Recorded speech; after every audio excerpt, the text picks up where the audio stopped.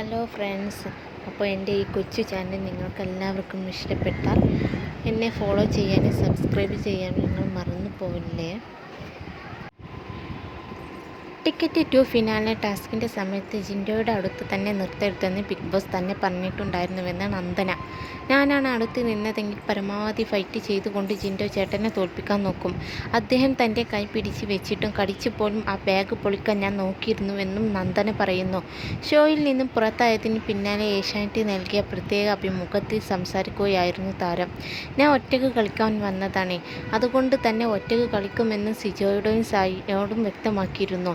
ഒരു പോയിന്റ് പോലും നേടിയില്ലെങ്കിലും ഞാൻ എത്രത്തോളം അധ്വാനിച്ചിട്ടുണ്ടെന്ന് പുറത്തുള്ളവർക്ക് കാണാൻ സാധിക്കും.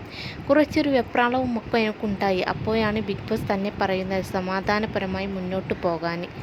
അവസാന ടാസ്കിൻ്റെ സമയത്താണ് സായി ചേട്ടൻ ഈ ടാസ്ക് തനിക്ക് വേണോ എന്ന് ചോദിക്കുന്നത്.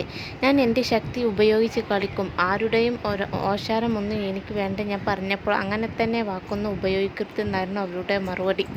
അവരുടെ സഹായത്തോടെയാണോ പോയിന്റ് കിട്ടിയതെന്ന് ലാലേട്ടൻ ചോദിച്ചിരുന്നു. എന്നാൽ അങ്ങനെയല്ല, ഞാൻ എനിക്ക് കഴിയാവുന്നതിൻ്റെ പരമാവധി ചെയ്തിരുന്നുവെന്നും നന്ദന പറയുന്നു. ആരോഗ്യ പ്രശ്നങ്ങൾ ഉണ്ടെങ്കിൽ പോലും ഞാൻ എല്ലാ ടാസ്കിലും മത്സരിച്ചു. അവസാന ടാസ്കിൽ വീണിട്ട് പോലും മത്സരിച്ചു. ആ ടാസ്കിൽ ചേട്ടൻ അനിയത്തി എന്ന ഒരു ബോണ്ട് സായി ചേട്ടനും സിജോ ചേട്ടനും കാണിച്ചു. എന്തായാലും പരമാവധി ഒറ്റയ്ക്ക് കളിക്കാനാണ് ഞാൻ ശ്രമിച്ചത്.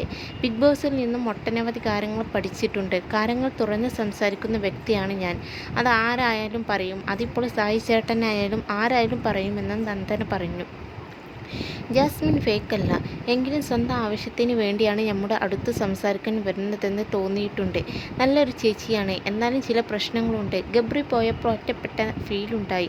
ഇതോടെ മറ്റുള്ളവരോട് കൂട്ടുകൂടാൻ പരമാവധി ശ്രമിച്ചിരുന്നു. റസ്മിൻ പോയപ്പോഴും അങ്ങനെ തന്നെ, മാനസികമായി വളരെ തളർന്നു. ഇതിനെല്ലാം ശേഷം നമ്മുടെ അടുത്തേക്ക് വരുമ്പോൾ എന്താണ് ജാസ്മിൻ ഇങ്ങനെ വന്നുകൊണ്ടിരിക്കുന്നതെന്ന് തോന്നും. ആദ്യമൊന്നും ഇങ്ങനെ കമ്പനി ഉണ്ടായിരുന്നു. ആദ്യ ആഴ്ചയിൽ ഞാൻ കെട്ടിപ്പിടിച്ചപ്പോൾ കുറച്ച് ഗ്യാപ്പിട്ട പിന്നെ അകന്നു. പിന്നീട് ഗബ്രിയും റസ്മിനും ഒക്കെ പോയതിന് ശേഷമാണ് വീണ്ടും കമ്പനിയാകാൻ തുടങ്ങിയത്. ജാസ്മിനെ ഒറ്റപ്പെടുത്താൻ ഞാൻ ശ്രമിച്ചിട്ടില്ല. പരമാവധി നല്ല രീതിയിൽ മുന്നോട്ട് പോയിട്ടുണ്ട്. എന്നാലും ചേച്ചി ഇങ്ങോട്ട് വരുന്നത് ആളുടെ ആവശ്യത്തിന് വേണ്ടിയാണെന്ന് തോന്നിയിട്ടുണ്ടെന്ന് നന്ദന പറയുന്നു.